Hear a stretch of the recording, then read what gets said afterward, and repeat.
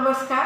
आज आपण बघणार आहोत थायरॉइडची मेडिसिन आणि कॅल्शियमची मेडिसिन या दोघं गोळ्या एकत्र का घेऊ नये त्या संदर्भात.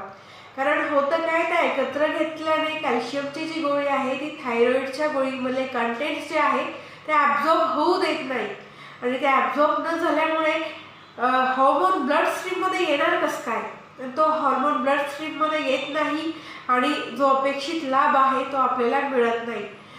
हेच जी गोष्ट आहे ही आयर्न सप्लिमेंट्सला पण लागू होते. याचा अर्थ असा नाही की ते काही डेंजरस आहे, असा याचा अर्थ मुळीच होत नाही.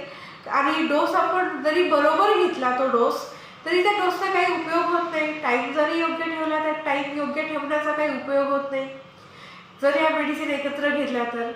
त्यामुळे डॉक्टर सांगतात मिनिमम 4 तासाचा तरी गॅप त्यांच्यात असला पाहिजे.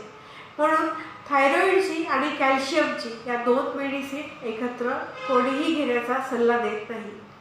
धन्यवाद.